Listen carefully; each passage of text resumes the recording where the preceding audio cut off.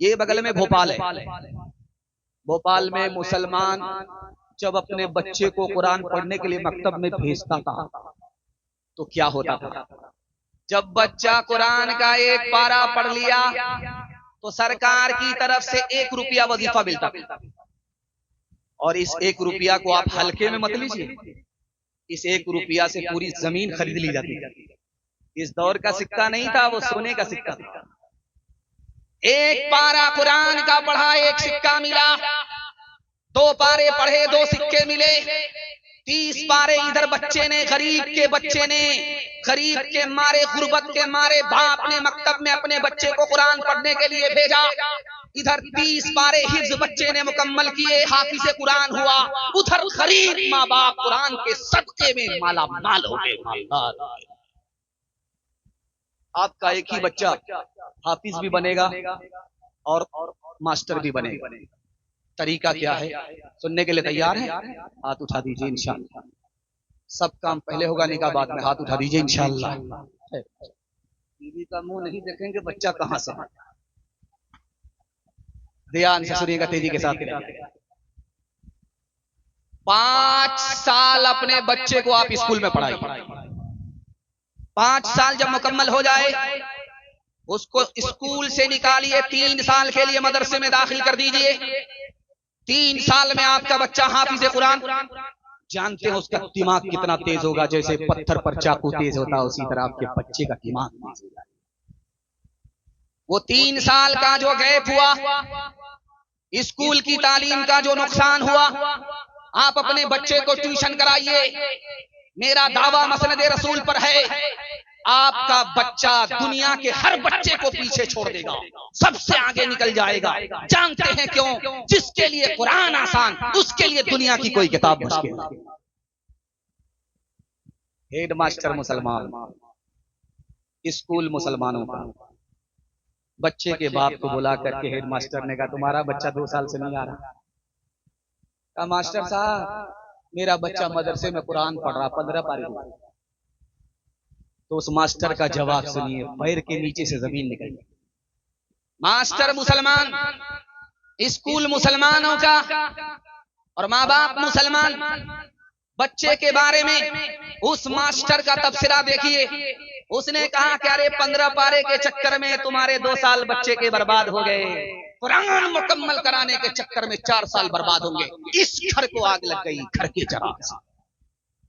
हाथ उठाइए, वादा कीजिए अपने बच्चे को स्कूल की भी तालीम, मदरसे की तालीम दोनों दिलाएंगे।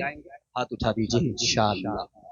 फज़ले खुदा से साहिब जी शान हो गया, जो खुश नसीब हाफिज़ कुरान हो गया, उसको जला सकेगी न दो ज़ख की आग भी, महफूज जिसके सीने में कुरान हो गया, वो वालिदैन हशर के दिन होंगे ताजदार, जिनका दुलारा हाफिज़ कुरान हो गया। 10 ऐसे आदमी को ये जन्नत दिलाएगा, 10 ऐसे आदमी को ये जन्नत दिलाएगा, तो ज़ख्म जिनके जान का ऐलान हो गया। इतना गौर से हमको देख रहे हैं, मुझे लग रहा है कि जो खाया है वो हजम नहीं होता। आपकी नजर लग जाएगी, लेकिन मैं चालाक आदमी, काला कपड़ा पहन करके आता हूं। लगाइए जितनी नजर लगा पहले ही से। माशाअल्लाह। तीसरा पैगाम कुर्बानी के हवाले से आपकी खिदमत पर रखता हूं। मेरी जबान की रफ्तार बता रही है आप बहुत मोहब्बत से सुन रहे हैं। अल्लाह इस मोहब्बत को सलामत रखे। सुनेंगे, कुर्बानी करेंगे। हाथ उठा दीजिए इंशाअल्लाह। गर्दन बचाएंगे, उंगली कटाएंगे। हाथ उठा दीजिए इंशाअल्लाह। झटका थोड़ा धीरे से लगा। आप सोच रहे हैं कि मेरा पीछा छोड़ दिया, मैं जब तक कुर्सी नहीं छोड़ूंगा आपका पीछा छोड़ने वाला नहीं। अच्छा, तकिया पर आपका सर जाएगा तो आप गौर कीजिएगा, एक ख्याल वायरल है। क्या? मुसलमानों का लाखों करोड़ों रुपया जानवर का खून बहाने में बह जाता है। क्यों नहीं वो सारे पैसे बचा लिए जाते, गरीबों की गुर्बत खत्म हो जाती, गरीब लड़कियों की शादी हो जाती। बड़ा अच्छा ख्याल है ये, लेकिन मैं हाथ जोड़ करके आपसे कहता हूं ये ख्याल आपके दिल तक ना पहुंचे, वरना ईमान जाने का खतरा है। गरीबों की मदद के लिए अल्लाह ने ज़कात को फर्ज किया।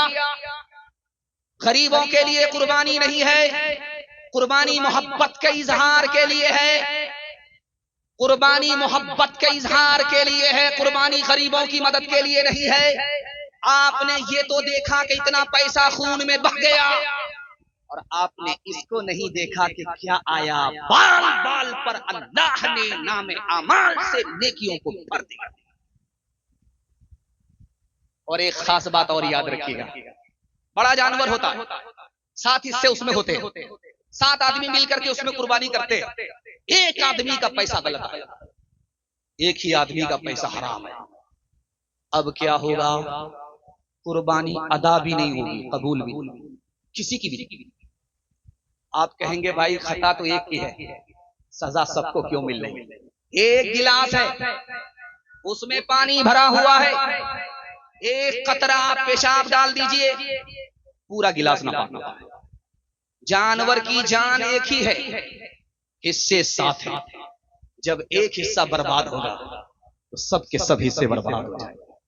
इसलिए जब आंख खोल करके देखिएगा, जिसके साथ कुर्बानी कर रहे हैं अगर उसका पैसा हराम है तो वो तो डूब ही रहा है, उसकी गर्दन पर सवार होकर के डूबना नहीं। हाँ, अगर किसी के बारे में पता ही नहीं चले कि इसका पैसा हलाल है कि हराम है, तो आंख बंद करके उसके साथ कुर्बानी कीजिए, वो जाने उसका खुदा है। लेकिन अगर पहले से पता चल जाए, उसके साथ आपको कुर्बानी नहीं करनी है। हाथ उठाइए, वादा कीजिए जो खुदा से नहीं मिला ससुर से लेंगे इंशाअल्लाह। खैर माशाअल्लाह, ये आंसर सुनिएगा। ताड़ के दरख्त पर चढ़ गया, लालच में ताड़ी उतारने के लिए गया। मंडेगा का आदमी था, बड़ा होशियार था, गया ताड़ के दरख्त पर चढ़ने के लिए, ताड़ी उतारने के लिए चला तो गया लालच में, लेकिन वहां से जब झांक करके देख रहा है तो आप पेशाब रुक गया, नबस्तार हो गए, उतरेंगे तो कैसे उतरेंगे? तो अल्लाह से कहता है मालिक अगर 4 हाथ नीचे आ गया तो एक ऊंट कुर्बान करूंगा। 4 हाथ नीचे आ गया, सच इसको यकीन हो गया कि मेरी मिन्नत काम कर रही है, इसकी मिन्नत भी खिसक गई। बोलता है मालिक कहां से ऊंट लाऊंगा, ऊंट तो राजस्थान में मिलता है, पंडेगा में भैंस मिलती है। 4 हाथ और नीचे आया तो भैंस कुर्बान कर, 4 हाथ और नीचे आया, अब उसको यकीन हो गया कि उतर जाऊंगा। तो बोलता है कि मालिक भैंस खरीदनी पड़ेगी, हाथ में पैसा नहीं है, घर में बकरी जरूर है। अगर 4 हाथ और नीचे आ गया, पूरा उतर गया तो बकरी कुर्बान कर। पूरा उतर गया, कुर्बानी का दिन भी गुजर गया, उसने कोई कुर्बानी नहीं, न ऊंट कुर्बान किया, न भैंस कुर्बान किया, न बकरी कुर्बान की, कुछ भी कुर्बानी नहीं। लोगों ने कहा क्या हुआ, वो कुर्बानी जहां अटक गए थे वहां से जो खिसके थे तो कुर्बानी खिसक गई थी, वो कुर्बानी क्या हुई? कौन कुर्बानी? जो दोबारा उस दरख्त पर चढ़े वो कुर्बानी करे। मैं तो कान पकड़ करके आया हूं, दोबारा कभी उस दरख्त पर नहीं चढ़ूंगा। मोहब्बत का जुनून बाकी नहीं है, मोहब्बत का जुनून बाकी नहीं